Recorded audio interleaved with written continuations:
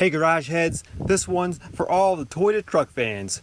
Here's one of my 380s Toyota pickups I just bought. This one is a 1986 one-ton pickup and it's the first one-ton pickup I've owned. We're going to be taking a closer look at this one today.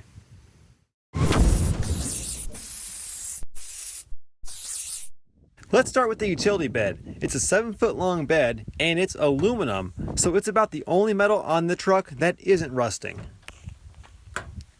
The bed is made by Reading, and I don't know if it was an aftermarket or dealer option, but besides the wearing paint, it's in pretty good shape.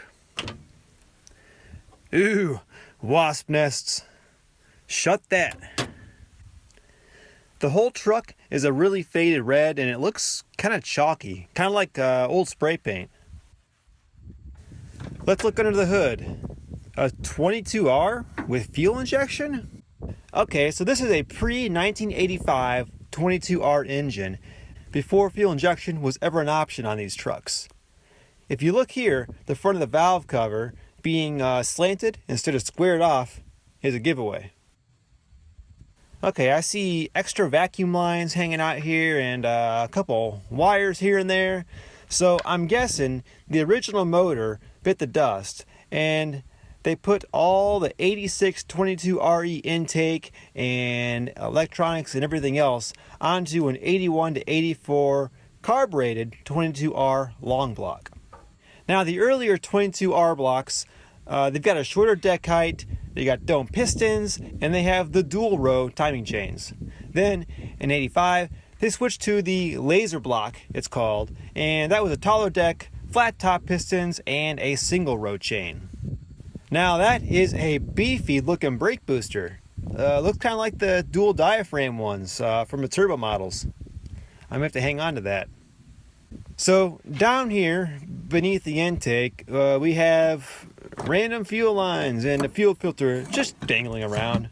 Seems like they could have at least mounted that bracket somewhere. I'm pretty sure there's a difference in the shape of the port on the head, so this Frankenstein setup might not be ideal with a newer intake on an older head, but hey, I mean, it works. There's some added ventilation in the lower cab corner. Now let's see the frame. Oh yeah, she is rusting away quite nicely in all the usual places. Many more holes in the frame than there was from the factory. Oh look, they actually welded a plate over there on the passenger side. So let's excuse me, Mud. So let's have a look at the inner driver's side frame. Oh, not good.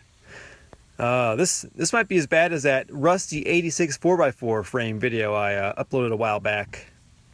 Oh look, does anyone else see that? Hit the thumbs up if you see the monster face. Front passenger rocker panel is completely rotted through. And that's the body mount right there. There's supposed to be a floor above it that rests on the mount, but that section of the floor is just a big hole now. Driver's side footwell area has been repaired at some point, and the floor looks to be present on this side. So there's supposed to be a beam or like a cross brace right here that goes from one side of the frame to the other, and it has completely rotted away, like all the way to the end mounts. That is amazing. Here's a look at the front suspension. Looks like the lower A-arms aren't completely rotted through yet.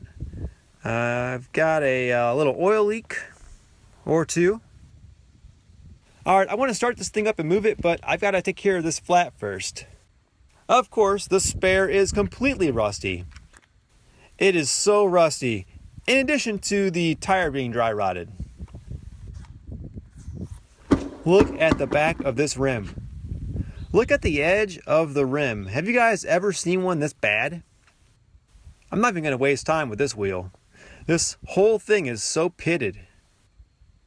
Speaking of rust, before I put a wheel on, there's one thing I got to do for you guys.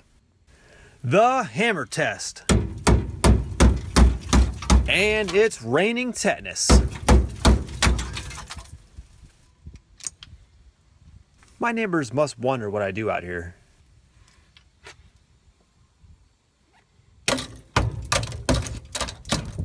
paper thin right there.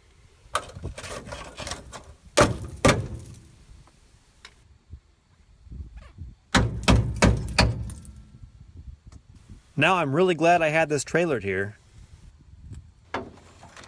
Hope you guys like my spare. SN95 Mustang wheels fit two-wheel drive Toyota pickups real nice. Now the truck says, I work hard, but I like to autocross too. So I'm curious if there's any difference from a regular Toyota half-ton pickup other than the beefier leaf springs.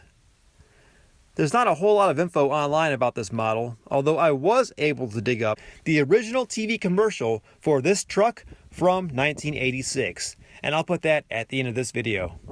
The commercial says this truck has a 2,655 pound cargo payload and a 5,000 pound towing capacity, which is pretty impressive for a little 4-cylinder pickup.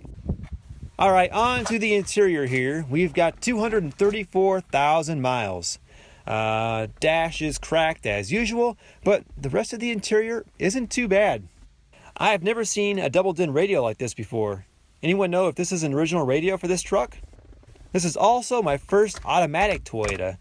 Being a 1-ton automatic, it has the A43D transmission. I don't know what that's from. What do we have in here? Oh, the original owner's manual. Not bad for 32 years old. No treasures behind the seat, just some holes in the floor. And another one. And another one. I bet it's really nasty under there as well. It feels weird to be driving an automatic Toyota. You know, it's just too bad it's rotting away because it runs and drives absolutely perfect. Alright, enough looking at my rusty 1-ton pickup. Let's check out that Toyota commercial from 1986. Who's got a truck that can do a ton of work? Toyota is who.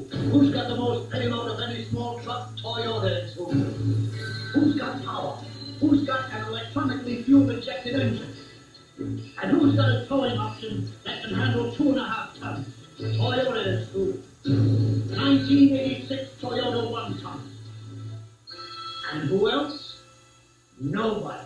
Who could ask for anything more? Toyota. Thanks for checking out my 1986 1-ton pickup. Unfortunately, another victim of Northeast winters and road salt. If you know exactly what makes these 1-tons different from a regular pickup, please post in the comments. Subscribe if you haven't already, and we'll take a look at another one of my Toyota pickups real soon. Thanks for watching.